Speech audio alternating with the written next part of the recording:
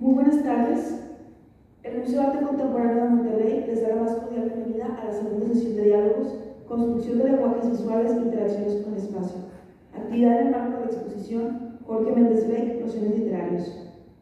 Esta tarde tenemos el honor de contar con la presencia de las arquitectas y maestras Estrella Esquivel Dávila y Amelia Martínez Quiroga.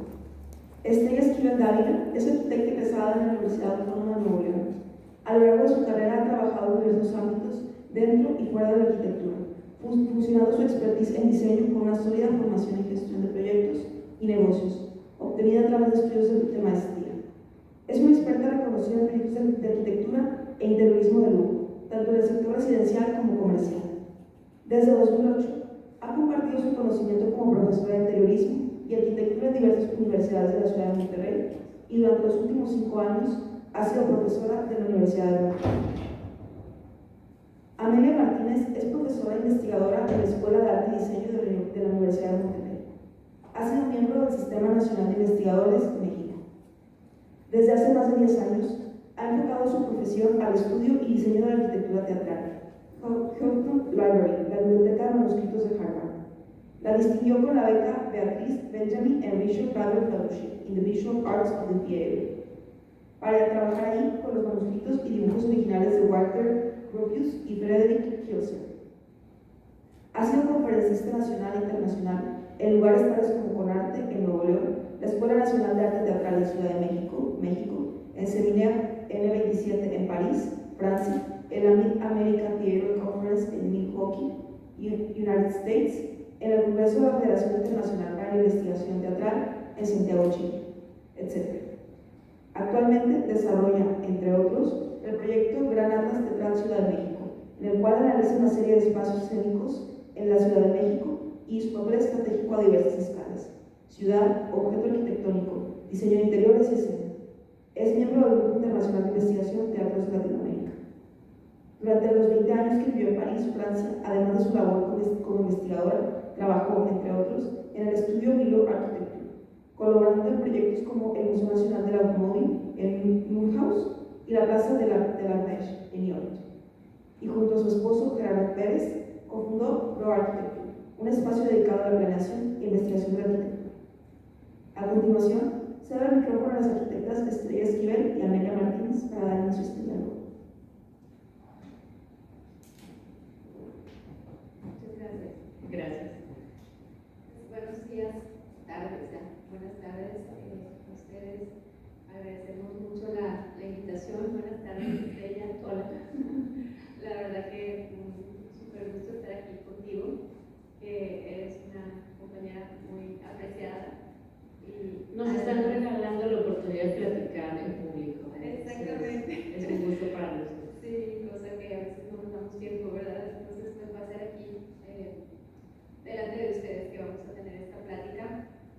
Y bueno, pues me voy a permitir yo empezar. Me comentó Estrella que como voy a hablar un poco de la historia de la arquitectura teatral, entonces para poner un poco de contexto, pues voy a iniciar, así que gracias por esta oportunidad.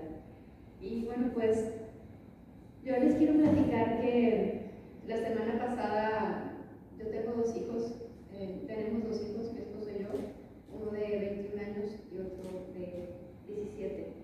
Y la semana pasada que empezaron las clases me dice el menor: mamá, tengo que ir a Marco porque me pidieron que fuera a la exposición a tomar unas notas.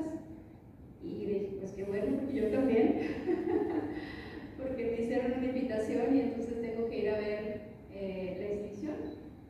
Y les confieso que me llevé una grata sorpresa porque estaba un poco desencantada ya de los museos. Y aunque suene un poco raro, o no sé si tal vez pretencioso, pero me había tocado que en las últimas exhibiciones a las que iba en diferentes museos, la verdad es que pues lo que encontraba era un arte como una expresión muy miserable de la sociedad, o un arte vacío. Voy a leer mis notas porque, para no olvidar. Sí, como una visión desoladora de la condición humana. Y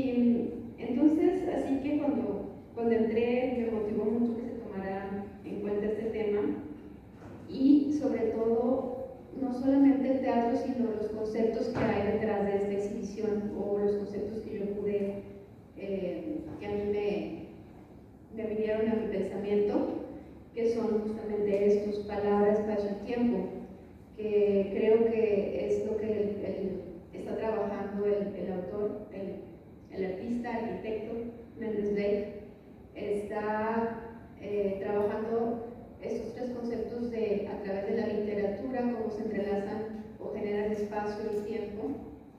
Y entonces, pues, es un tema que, además, en lo personal, como soy cristiano, me apasiona. Ahorita vamos a ver por qué. Entonces, pues, así se llama la exhibición, Palabra, Espacio y Tiempo. Y bueno, lo que les voy a compartir hoy, pues, es un poquito de la investigación que yo he hecho desde hace tiempo y también, pues, mis pensamientos al ir recorriendo la exhibición. Entonces, pues, estos tres conceptos, la palabra, el espacio y el tiempo, son, en mi opinión, pues, tres elementos que están siempre en toda obra de arte. Están entrelazados y a veces puede ser que predominen uno más que otro, pero por ejemplo, si pensamos en la palabra, pues tal vez pensamos en que predomina más en el teatro, pero el teatro también por momentos puede tener menos palabras y ser más como algo relacionado al espacio y al tiempo. El espacio, pues, es fundamental en la arquitectura, pero la arquitectura también puede contar historias, puede contar narrativas. Y el tiempo, pues, es clave, por ejemplo, en la música, pero la arquitectura también, por ejemplo, en el barroco, también puede ser considerada como una música cristalizada, porque por el tipo de proporciones y estructura que se parece mucho a la de la música. Y entonces, pues, ¿de dónde vienen estos tres conceptos? ¿Cuál es la idea más antigua en donde se utilizan? Y pues vienen de Dios. De Génesis 1:1, todos conocemos este versículo, es el primer versículo de la Biblia. Y aquí están los tres conceptos. En el principio creó Dios los cielos y la tierra. Y entonces, como la exhibición nos muestra libros, pues aquí les muestro. Este es no sé si han escuchado de los rollos del Mar Muerto. Son los manuscritos de la Biblia que se encontraron cerca del Mar Muerto, en una ciudad que se llama Qumran. Y hola, Maru. Entonces, pues aquí tenemos, para que podamos ver la antigüedad, ¿no?, de esta idea de en el principio creó Dios los cielos y la tierra.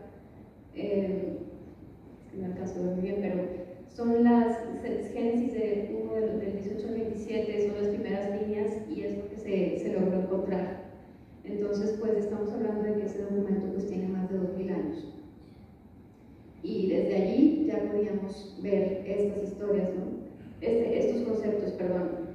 Y Génesis forma parte de lo que se llama el Pentateuco, que son los primeros 5 libros de la Biblia, que este estudioso Richard Elliot Friedman, que los ha estudiado mucho de cómo se formó el Pentateuco, lo sitúa en el siglo V a.C., pero sin embargo el autor, se considera que el autor de esos 5 libros ha sido atribuido a Moisés, y se cree que fueron escritos alrededor del siglo X, del siglo IX a.C.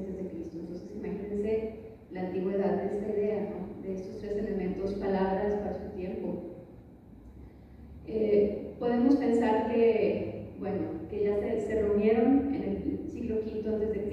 y ya quedaron, digamos, al acceso, pues en aquel tiempo no había libros como hoy, pero la idea, pues, ya estaba circulando.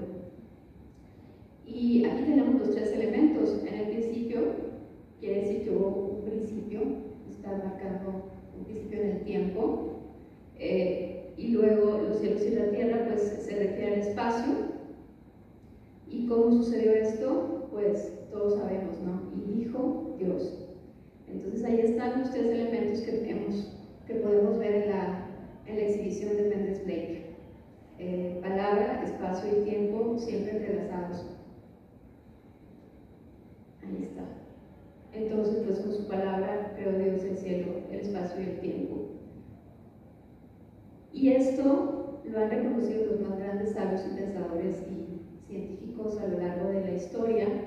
De hecho, me llama mucho la atención, por ejemplo, cómo Platón, en su libro Timeo, nos narra cómo él lo atribuye a un demiurgo, o sea, una divinidad que creó pues, el cosmos, que creó el espacio y el tiempo, reconociendo que hay un inicio y hay una creación de espacio y tiempo, ¿no? Pero fíjense cómo dice el demiurgo que es bueno, deseaba que todo lo que fuera tan bueno como fuera posible y por eso modeló el universo según el modelo del bien. Eso se parece muchísimo a Génesis capítulo 1, donde se repite la palabra, vio Dios que todo lo que había hecho era bueno, se repite como mínimo 7 veces. Yo no creo que Platón haya podido leer el Génesis, porque si el Génesis, el Pentateuco, o la Torá, como se llama para los judíos, la ley, se reunió alrededor del siglo V a.C., yo no creo que él haya tenido acceso a esa información, y además de que en aquel tiempo era transmitida oralmente. De todas maneras, bueno, aquí tenemos todos estos ejemplos de Aristóteles, por ejemplo, Clemente de Alejandría, Agustín de Hipona, y vamos avanzando en el tiempo, pasando por Newton y luego pues por Einstein, y al final tomé el ejemplo de Francis Collins, que es el director del proyecto del genoma humano. Y bueno, pues todos ellos han tomado como base Génesis 1.1, que hubo un principio en el que se creó el espacio y el tiempo. Y fíjense que la teoría del Big Bang se parece, porque el Big Bang habla de un principio. Entonces, aunque no es específicamente como lo narra en el capítulo 1 de la Biblia, sí se parece bastante. Entonces, es muy interesante. Y es pues entonces la referencia más antigua que tenemos de estos 3 elementos entrelazados: palabra, espacio y tiempo.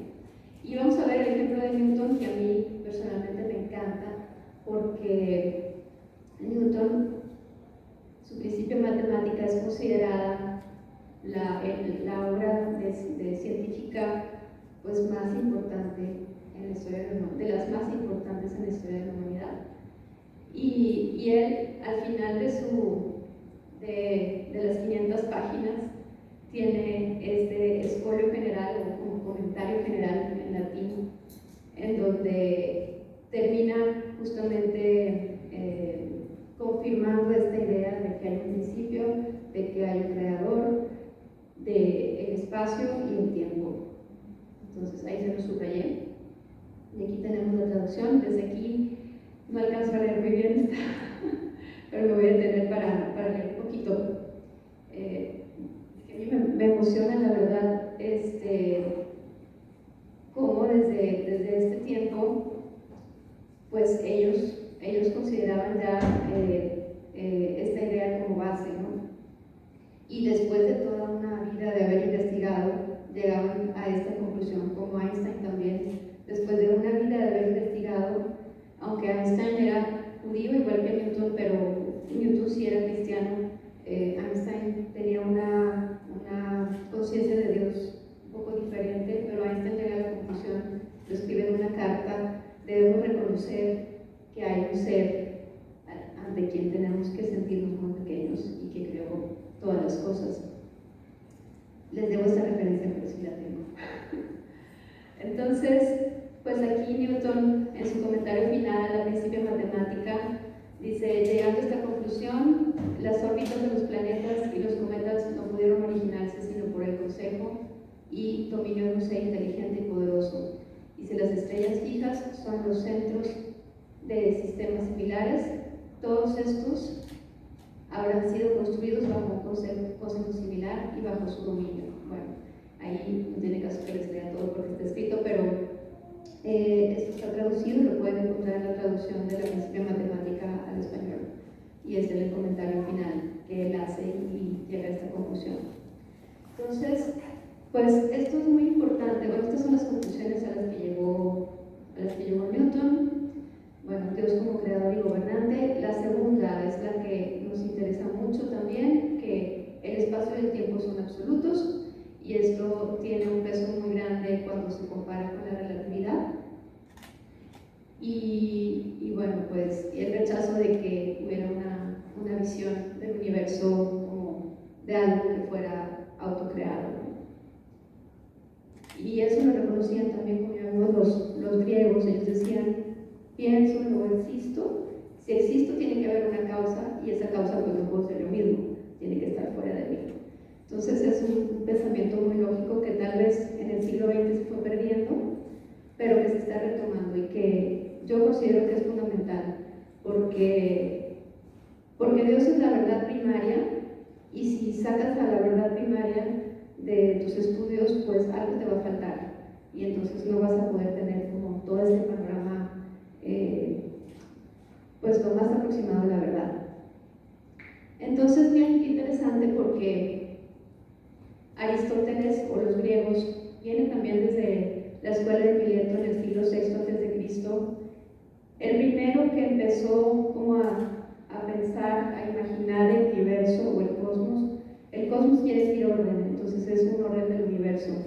El primero que empezó a pensar el cosmos en términos racionales, es decir, no como pensando que Gea, la Tierra, fue engendrada por etcétera, etcétera, ya sabemos toda la mitología griega, fue Anaximandro. Anaximandro de la escuela de Mileto empezó con esta idea de que la Tierra era como una piedra que estaba flotando en el centro del universo. Y de allí se fue desarrollando esta idea, y entonces llegamos a la época de Platón y de Aristóteles. Platón lo veía más como en términos de geometría, este orden del universo, y Aristóteles empezó a considerarlo, ya sabemos, desde la física, o sea, desde el movimiento. Pero en general la idea que ellos tenían del cosmos era que el cosmos estaba separado en el mundo del cielo y el mundo de la tierra.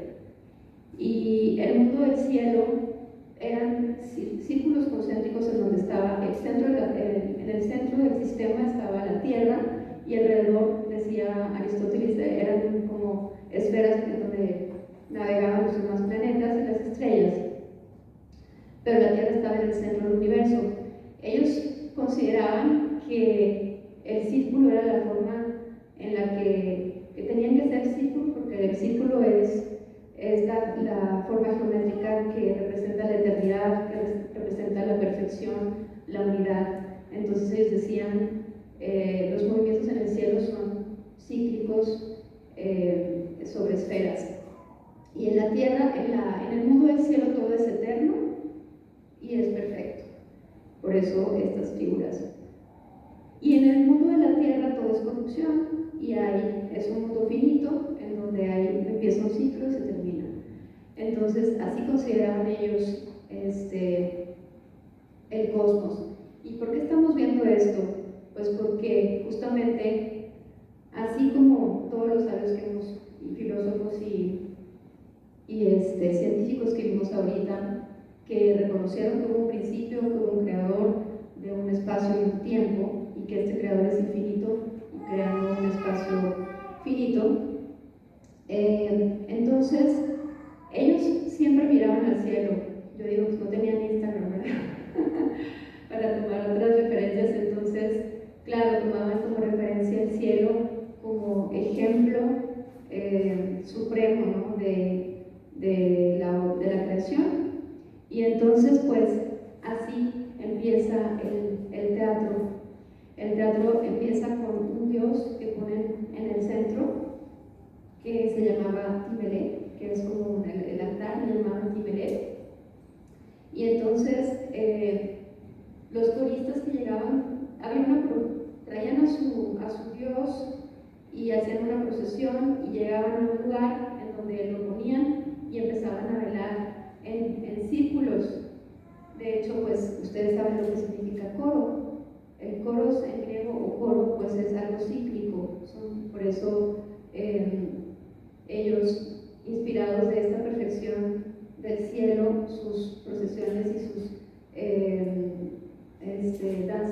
religiosas, que eran los dithyrambos, pues los hacían así como en círculos. Entonces alrededor de Timelec se ponían a danzar los coristas y entonces nace este lugar que no tenía ningún tipo de construcción, que se llama la orquesta, que hoy la orquesta es el lugar donde están los músicos, y esto es porque este lugar era un lugar donde era el lugar de la danza, el lugar de la música, pero no era el lugar de los músicos, era el lugar donde ellos danzaban. Entonces tenemos el espacio que era la orquesta, un espacio no definido, sino que lo hacían el baile de ellos, ¿no? Y que se reunían pues alrededor del Dios. Ahí está. Y, bueno, no se alcanza a ver, pero entonces la gente se reunía en anfi, o sea, alrededor de ellos, y de ahí nace el anfiteatro. Teatro viene de la palabra teatrón, que significa lugar desde donde se observa. Entonces, de ahí nace el anfiteatro. El anfiteatro quiere decir alrededor de, y esto era muy sencillo. El espacio y el tiempo lo hacían los danzantes y pues sus ritos, ¿verdad? Y ellos cantaban dithyrambos, que eran alabanzas, es decir, ahí no existía diálogo, era un monólogo. Entonces era simplemente ellos contaban y las aventuras de sus dioses y listo, este era el espectáculo. Pero de aquí, ahorita van a ver qué fue lo que sucedió. Entonces, aquí tenemos la orquesta, teatrón más anfi, el coro, coros, y de pronto, vean lo que sucede. Por tradición se dice que en algún momento a alguien que se le ha llamado Tespis se le ocurre pasar al centro a ocupar el lugar del dios, que eso tiene un significado, creo yo, bastante profundo, ¿no? A ocupar el lugar del Dios, y empieza a tener un diálogo cantado con el coro. Entonces, cantaba desde el centro, el coro le respondía desde la periferia, y bueno, dice la tradición que de pronto entonces también se le ocurrió pintarse la cara y con tierra, mucho con arena o barro, porque creo que no había arena, y entonces nace lo que se llama el hipócrites. ¿A qué les suena esta palabra? Hipócrites quiere decir el que responde con máscara, o sea, pues sí, la palabra hipócrita es alguien que está fingiendo, ¿verdad? Entonces viene de allí. Entonces ya tenemos aquí la primera figura del primer actor, pero no solo esto, sino que, considerando otra vez nuestros tres elementos de palabra, espacio y tiempo, lo que sucedió aquí, que para mí es lo más contundente, es que surgió el diálogo. En un monólogo no puede haber una problemática, no hay un problema a resolver, es como algo, es una alabanza, ¿no? Pero cuando ya tenemos el día logos, o sea, la palabra entre dos personas, pues entonces ya puede surgir el drama, porque ya podemos crear esta curva de una historia, puede haber una problemática, etc. Entonces, pues a mí me encanta porque, vean qué sencillez, y en lo que se llega a convertir el teatro es una historia bastante larga, pero empezó así de sencillo. Entonces, vean, del mito pasamos a un mito, como le han llamado, racionalizado, porque todavía no estamos en la razón, todavía estamos hablando en términos de un espectáculo religioso, pero en este espectáculo religioso también los que empiezan a surgir también, como había los bufones y los coristas, entonces ahí ya empezamos a ver las tres divisiones de del drama, que son la tragedia, la comedia y la sátira. Estaban también los sátiros, y de allí se empieza de esos tres personajes o de esos tres roles se empieza a perfilar el drama, y obviamente con la base de la palabra, ¿verdad? Y el espacio y el tiempo. Entonces, aquí les voy a pasar algo un poco más detallado, ¿no? Entonces, ya estos elementos que empezaron siendo mitológicos se empiezan a volver racionales. Tenemos la orquesta, que es un anfiteatro, tenemos el coro, que son bailarines bailando en ciclos, y tenemos el ditirrambo, que es un monólogo, es una alabanza. Entonces hay una tensión entre el espacio del ciclo primitivo y el círculo racional. Y luego, ¿qué es lo que sucede? A Esquilo se le ocurre poner un actor más, dos actores. Entonces, pues ya dos personas en el centro ya no funcionan. Entonces, ¿qué sucedió?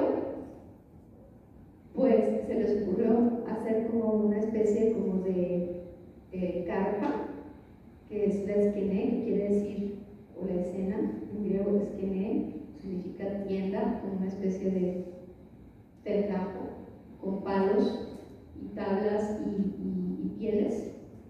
Y entonces allí ya están los dos actores, tienen que salirse del centro de la orquesta, y empiezan a dialogar con el coros desde la esquina.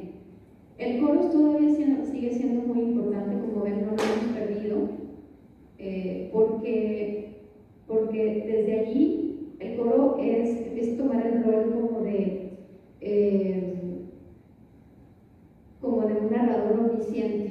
Es decir, como no había escenografías, el coro es el que narraba qué es lo que estaba sucediendo, y todo se generaba en la imaginación.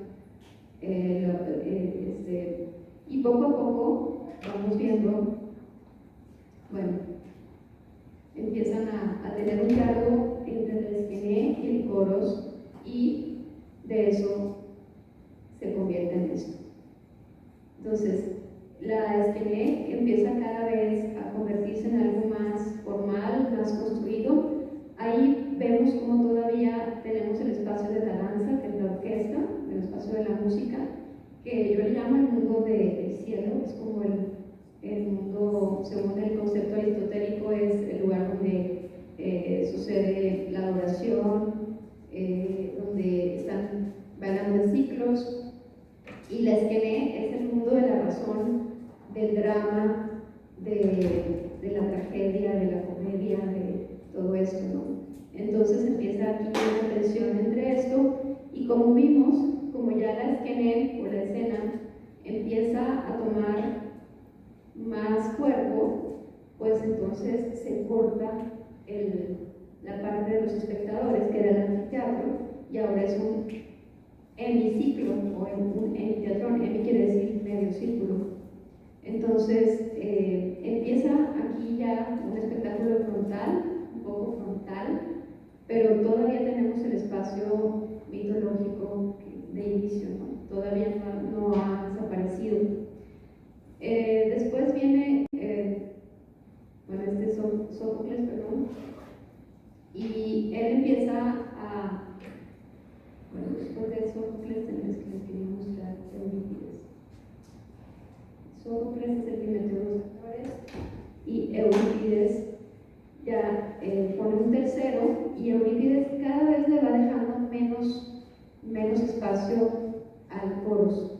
Cada vez el coros interviene menos, y va creciendo el drama, que es algo racional, y va desapareciendo cada vez más esta parte, este mundo del cielo, esto mitológico.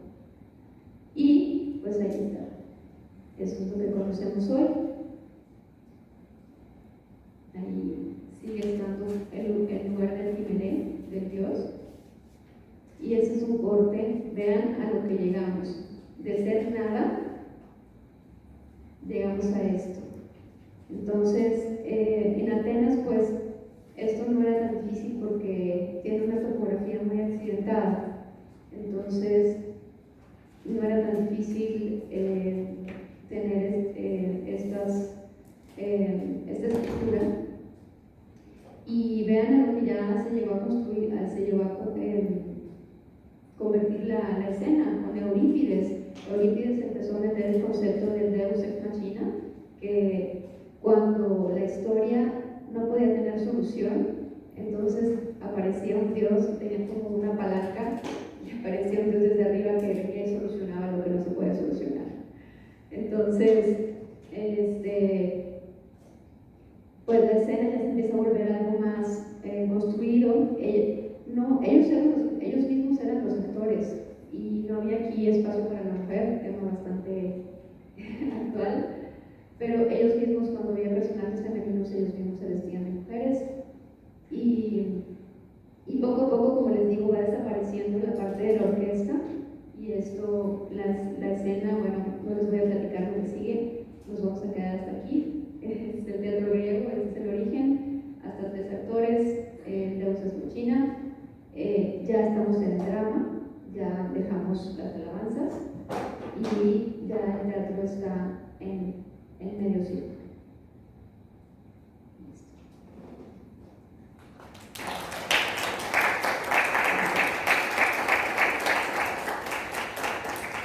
Jesús, ¿nos podrías ayudar con la otra presentación, por favor? Bueno, le pedía a Amelia que nos introdujera al mundo del teatro porque creo que nos va a servir como pretexto para hablar de Mendes Blake en concreto con las piezas que tiene la exhibición y con la idea de los conceptos o con el desarrollo conceptual de su obra. Las imágenes que vamos a ver son meramente referenciales, pero me detengo en el land page de la página de Mendes Blake. Tienen claro que todos sus trabajos son escenas y son parte de un libro, entonces está claro que, bueno, que en la parte roja de la izquierda pueden ver que se refiere a capítulos como todas las operaciones que tienen para el desarrollo de sus proyectos y de su trabajo, haciendo referencia a la idea del libro como objeto. Y creo que me detengo ahí para hablar de como todas estas piezas se refieren siempre a la idea clara de lo que quiere hablar en la forma en la que titula la exposición, que es en referencia al teatro y se llama Procenos. Pareciera que nos quiere decir cosas con el título, su curador y él, y rescato las cosas de las que hablaba Amelia hace un momento sobre la configuración del espacio y la configuración y la interacción entre los que actúan en ese espacio y las cosas que suceden. Entonces, hablar de que el proceso es ese espacio en el escenario en el que los actores tienen interacción con el público nos hace pensar que Mendes Blake quiere que dialoguemos con él, que haya atención y que haya preguntas y que lo que vemos en sus exhibiciones y la interacción que tenemos con sus piezas son invitaciones a dialogar. Entonces, desde ese sentido, es delicioso, a mí me parece delicioso encontrarme en Mendes Blake en cualquiera de circunstancias. Mi primer contacto con él, con su obra, fue probablemente en una publicación en internet. Es tan potente su trabajo. Creo que es donde para mí la pieza de América fue mi primer contacto con el artista hace muchos años y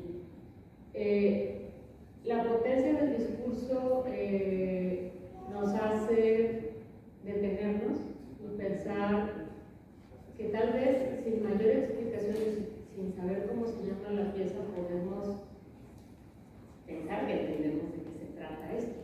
Y hay un montón de niveles de lectura en su trabajo. La consecuencia de un libro en un muro, en una tira de ladrillos que parecieran un muro, nos hace detenernos. Y luego, si ponemos atención, pues parece que nos quiere decir más, porque pues habría que asomarnos a ver qué dice el libro y de qué se trata, quién lo escribió, si es que es un libro real o es una cosa ahí que parece un libro y termina siéndolo. Y entonces, en ese sentido, hay muchas más vistas, mucha más información y mucho más tensión, porque nos invita a no quedarnos solo como espectadores y ver una bonita imagen.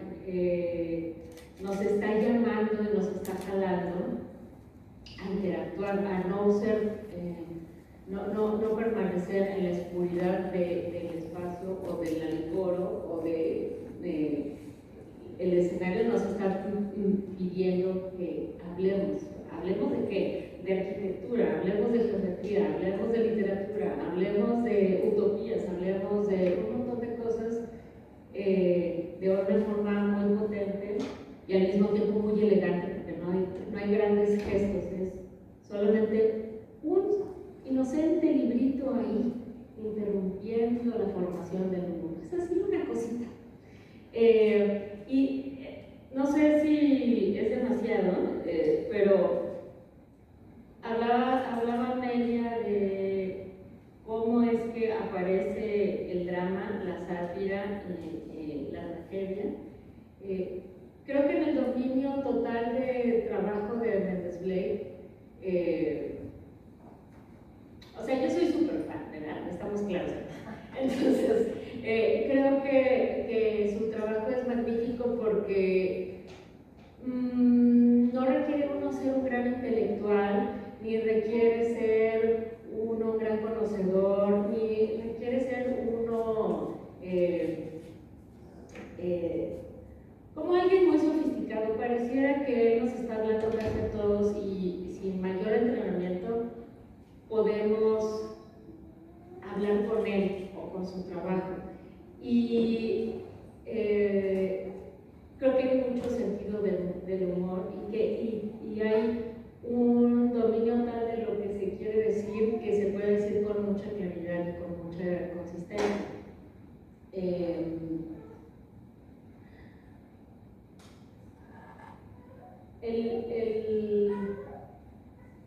El uso de las palabras, entendiendo que tienen un montón de significancia, se puede avanzar también y puede quedarse en la forma del objeto, puede incluso brincar en la descomposición de un libro para que cada página y las notas y los pensamientos y la forma en la que él dialoga con sus autores, porque bueno, nos está invitando a la intimidad de sus notas en esta pieza de Moby Dick, haciendo como notas a cada una de las páginas y nos permite verlas, y entonces nosotros tendríamos o podríamos tener la posibilidad de sentarnos y hablar con el libro, hablar con el autor del libro o hablar con el autor de la pieza que está interactuando con el libro. O sea, tiene un montón de niveles, igual que la pieza de América, que pareciera solamente un inocente libro interrumpiendo un muro. Puede uno profundizar un montón en la conversación solo y con el autor, materializado en un objeto de arte.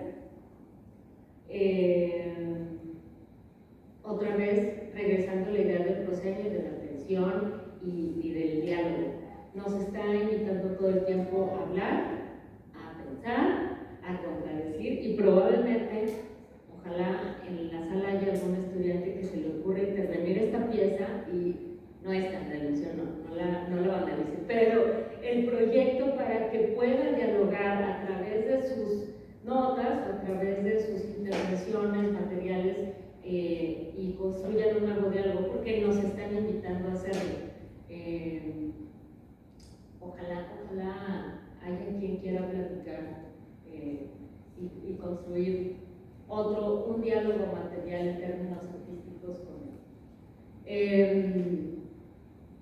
Otra cosa interesante en términos geométricos arquitectónicos, regresando a la idea del proscenio y del espacio físico, para mí es esta pieza que sucede en una esquina, que en términos de espacio, sucedería que lo más importante en el teatro es pues donde sucede la acción y donde están los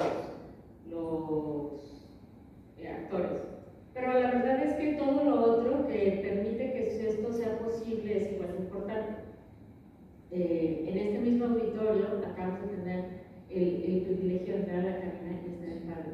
Pero porque es un rinconcito donde están los controles, las teles, donde sucede la magia para que esto parezca también una conversación muy sutil, pero está pasando muchas cosas en otros lugares. Creo que esta pieza es una invitación a hablar de estas esquinas recónditas, de lo inaccesible, de lo oculto, y ponernos a reflexionar otra vez, a dialogar sobre estos espacios que no son visibles, pero que existen y que nos permiten que cosas sean posibles.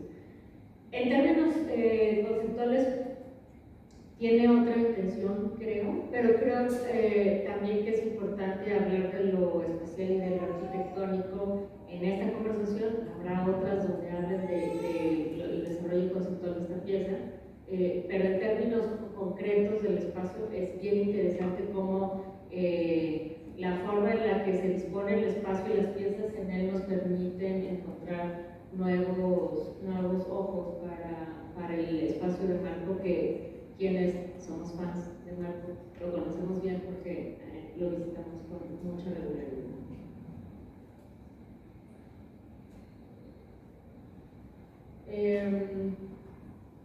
Y una de las piezas principales que tenemos en la exhibición es este mural que tiene una calidad de producción impactante. Entiendo que fue un gran reto producirlo y que sucediera.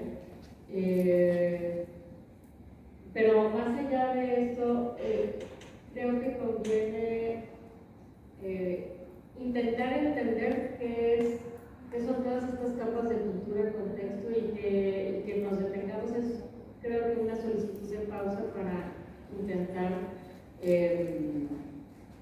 descifrar. No todo tiene que ser tan frontal. La invitación de la exhibición, al parecer, creo que es también detenernos y buscar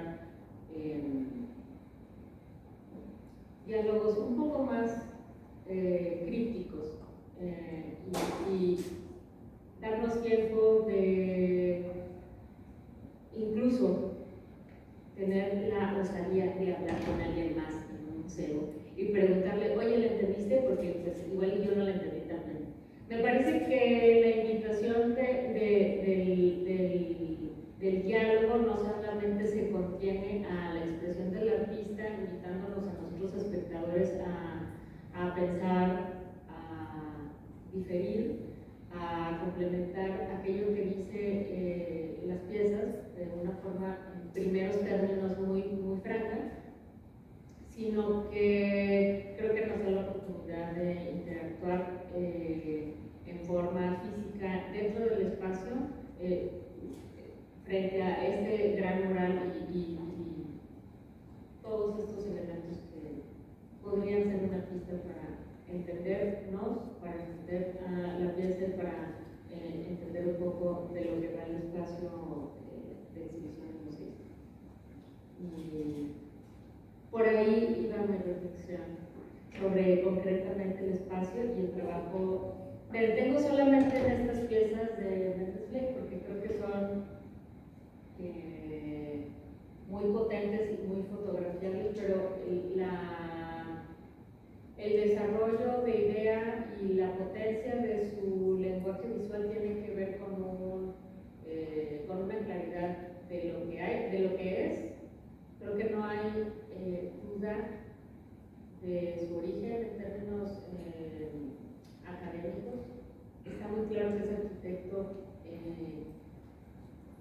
que su entrenamiento corresponde a la arquitectura.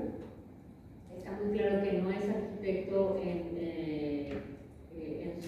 su labor profesional, sino que es artista, pero en esta bella combinación me parece que tiene claro qué hace y con qué puede jugar y nos permite en esta muestra como caminar con él un montón de cosas para hablar con él, para hablar de bueno, creo que eso es lo que tengo que decir sobre el teatro, sobre los proscenios y sobre el desvío. Sí, pero igual tú has tenido en el marco de la universidad la oportunidad de trabajar trayendo a los estudiantes Claro. a experimentar las exhibiciones y después de allí realizar un proceso Construir. Sí, platícanos cómo ha sido eso. Tenemos un programa con nuestros alumnos y con el museo para el desarrollo de arquitectura efímera en torno a exhibiciones. Concretamente, el ejercicio que trabajamos con la exhibición de Méndez Blake fue fantástico porque en esta claridad de ideas conceptuales, en esta claridad de ideas y de conceptos que tiene Méndez Blake, nuestras alumnas, aunque están en primer y segundo semestre, tienen la capacidad de conectar, de dialogar y de construir ideas propias a partir de estas piezas. Entonces, la misión de construir ideas nuevas y de dialogar fue fácil, porque no porque no fueran ideas complejas, sino porque en la complejidad de las ideas expuestas había suficiente material para que las alumnas pudieran desarrollar ideas propias referidas a estos trabajos con un montón de información y con un montón de solidez. Entonces, aunque es un ejercicio que hacemos constantemente y que siempre tiene muy buenos resultados, esta exhibición creo que ha sido especialmente interesante porque resultó en somos un montón de profesores que damos esta clase, hay muchos participantes en concurso y al final en la exhibición hubo mucho que resolver porque el mayor reto era tenemos muy poco espacio y queremos meter a todos estos trabajos. Es el mejor de los problemas que tuvimos que resolver. Un problema gravísimo hubiera sido que no tuviéramos ningún trabajo padre que meter en ese espacio, ¿no? Pero cuando un artista como Méndez Blake quiere construir diálogo, se puede hablar en muchos niveles, se puede hablar de muchas cosas, porque la invitación está ahí fuerte y clara. Sí. A mí me llamó mucho la atención la proyección que está en la pequeña salita comunitaria. Utopías. Sí, porque yo creo que ahí podemos ver bastante de cómo él trabaja. Yo creo que sí es como un vaivén entre vivir un espacio y después pasarlo a la página, o de él mismo experimentar espacios a través de la literatura y después traerlos a una obra de arte. Claro, creo que es la misma idea alrededor de la pieza de Moby Dick, que es el responder a la invitación de dialogar, ¿no? Es como él está extendiendo en esta exhibición lo que él recibió alguna vez, que es poder hablar con el autor de forma ficticia, de forma asincrónica, de forma distante, con notas, con colores, con letras, con película. Hay una interacción construida con el autor, una muy interesante resolución a ese diálogo, como escribiendo cartas desde estos lugares que se llaman utopía hacia el autor de esta pieza. Entonces, sí, muy sabroso, muy fan. Y además el hecho de que el libro esté separado en páginas enmarcadas, bueno, para mí al entrar es primero visualmente, como desde la percepción, wow, nunca había visto algo así. Pero también, pues es la posibilidad de uno aproximarse nada más como a ciertas páginas y que no forzosamente tengan que ser cronológicas. Claro. Entonces está interesante. Sí, eso me refería como con los diferentes niveles, es que te puedes detener en ver la manufactura de la pieza, que es un objeto muy bonito, sí, pero puedes viajar y profundizar en otros niveles un montón y quedarte solo en una pieza un día o varios, ¿no? O sea, si tuviéramos que leer todas las notas de ese trabajo, pues como que me va tiempo. Pero sí, definitivamente tiene muchas posibilidades. Y también la intervención de, creo que fue de Nueva York, de sacar de todas las bibliotecas todas las obras de Borges, realmente sí imagínense que nos quitaran un día todos los libros. Yo no lo había pensado y yo creo que es una intervención que tal vez yo creo que él debe tener documentada más, pero allí pues vemos muy poco, porque yo creo que tiene que haber seguramente habido una respuesta mucho más de lo que vemos en la pieza. Claro, sí, seguro.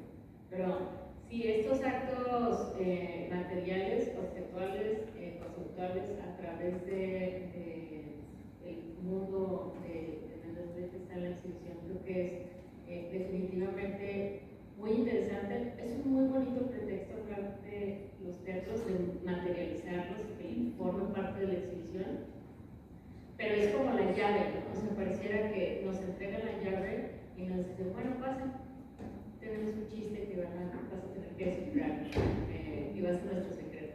Entonces, sí, creo que están muy llenos de secretos, como de chistes internos y...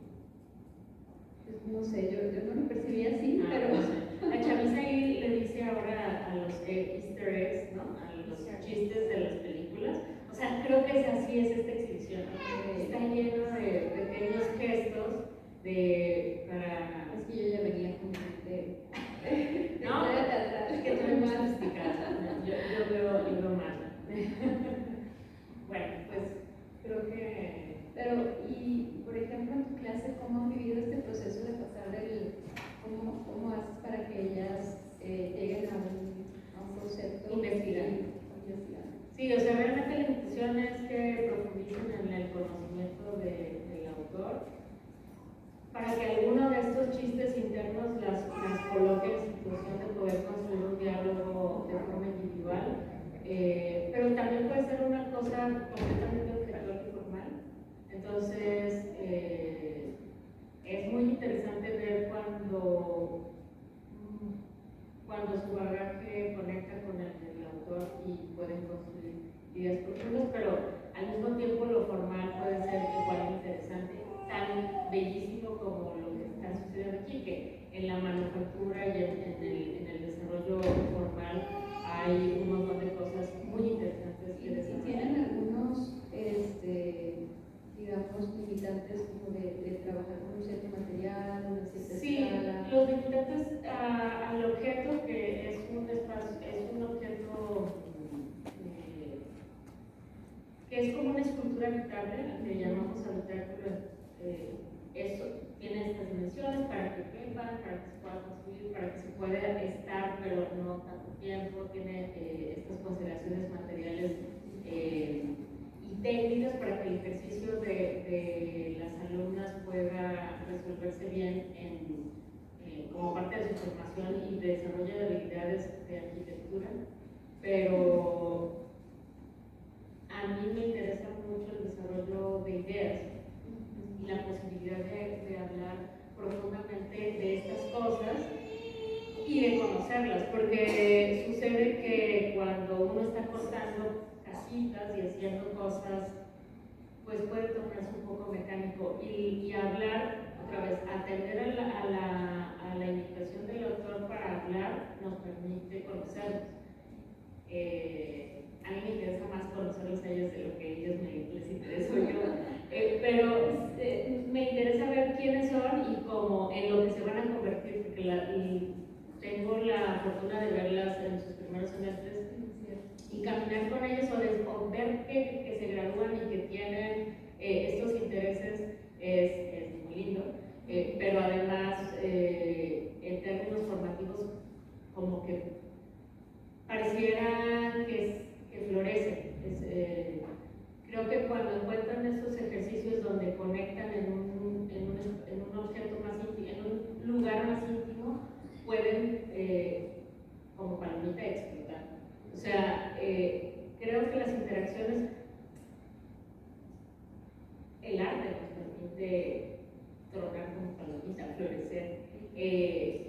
guiarlas y acompañar a mis alumnas en este proceso me parece bellísimo. O sea, a mí me parece un regalo. Pero definitivamente cualquiera que se enfrente a este tipo de trabajo, que tiene muchos niveles de lectura, que es, creo que es no es tan pretencioso como lo puede ser los trabajos con los que tú abrías tu conversación, que tienen otras aproximaciones, puede ser limitante. Este trabajo no creo que lo sea, y entonces cualquiera con un poquito de atención, o incluso sin ella, si se enfrenta a estas piezas de forma física, podría expresarse como lo que sea, y eso está bien.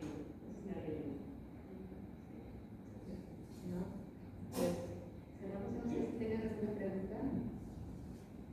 Por acá, si alguien tiene alguna pregunta, vamos a abrir una sesión de preguntas para que las arquitectos nos contesten por acá. ¿Pregunta?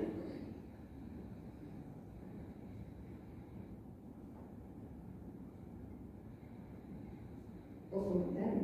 Puedes comentar eso. Ok. Yo tengo comentario, no pregunta. Qué miedo. No, La verdad, muy interesante la charla.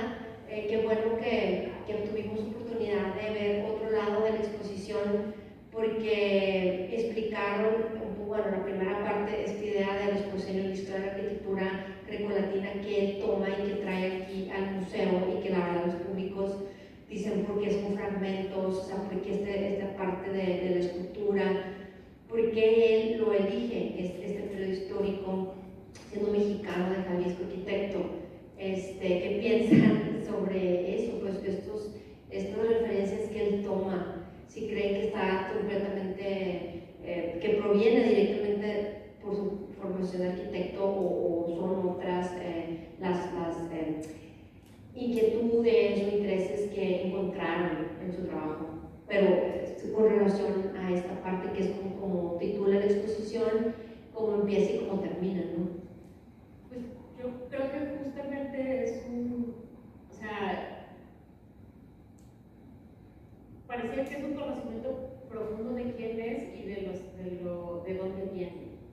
O sea, su formación como arquitecto definitivamente está ahí muy a la mano,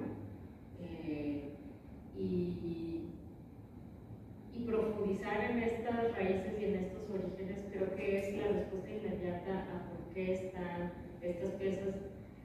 Porque además no solamente es una referencia pictórica, o es una referencia de registro fotográfico, no, o sea, le entra directo a la maqueta y al mármol de la escultura. Manipular mármol no es cualquier cosa. O sea, sí creo que hay una presencia de o sea, como constructiva de su oficio en la referencia, que no se limita a, bueno, pues el teatro es de esto y vamos a tomar una foto y lo imprimimos o lo dibujamos. Hagamos mármol, carguémoslo, elijámoslo. O sea, hay un reto grande en la materialización y en lo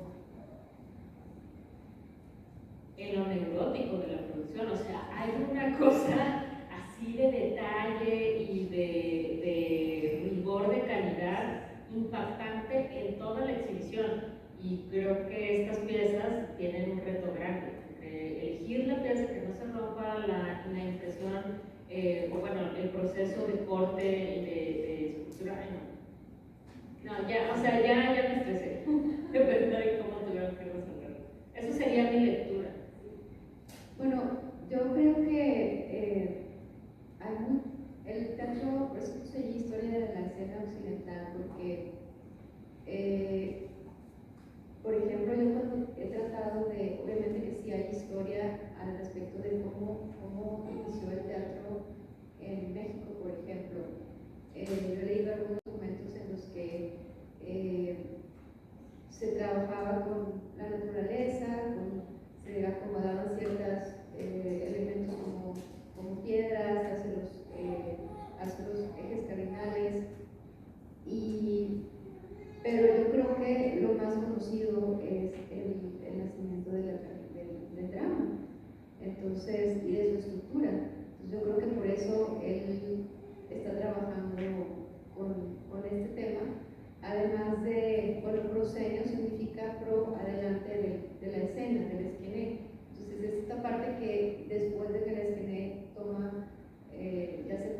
vuelve un espacio constructivo, se le agrega un espacio hacia adelante que cada vez se va metiendo más hacia la orquesta, y la orquesta llega un momento en el que ya desaparece. Entonces, sí, yo creo que él también pues nos está hablando de la historia de la arquitectura que él ha conocido, seguramente ha ido a Grecia también. Entonces, esa es mi deducción del asunto. Gracias.